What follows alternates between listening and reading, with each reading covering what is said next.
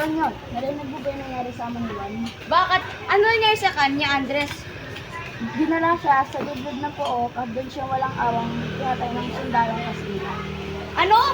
Dahil lang sa hindi pagbayad ng goods, pinala siya ng mga Espanyol? Napakaulong puso talaga.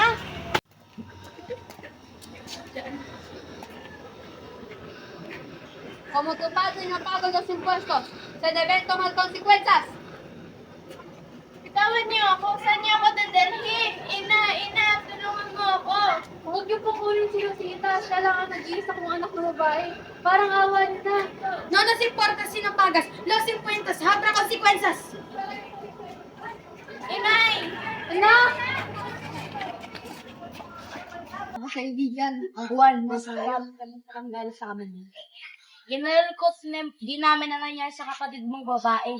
Sumusobra na talaga mga dayuang iyan. Maraming ang malapas na nga lang nangyari sa pamilya ko at naging sa iba nating kababayan.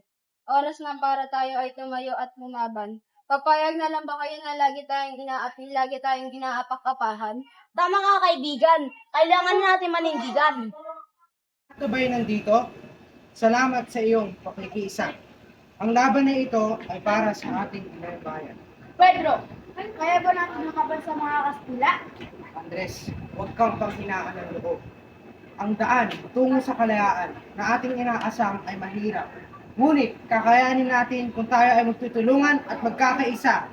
Nais na bang habang buhay tayong inaalipin, ang mga kapatid natin ay walang awang inaabuso? Hindi! Kailangan na natin tuldukan ang mga masamang gawain ng mga dayuhan.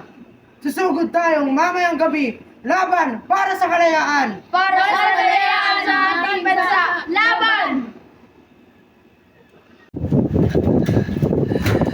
Laban mga katipunero! Laban! Atake!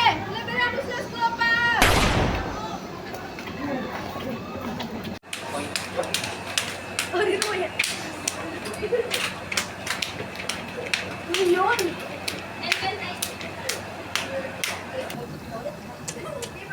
Let's go!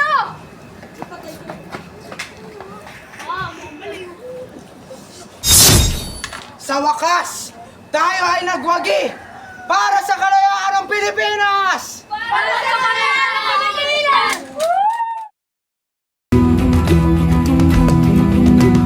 Toto'y bilisan mo ang takbo. Si President po. Behind the scenes. Bro. Oo, may baril. Nanis! Lagot! Ayaw pumasok! Lagot! Ano wala na RC ako na mag sir? Ako namimili. Uy, inaayos na ni Crush. Ay, wala si Crush. Ayun o, inaayos ni Crush. Oh. Crush mo? Eh, crush mo? Ikaw? Hindi ko alam. Ano ba crush mo? Si Yuwen. Ay, de joke lang.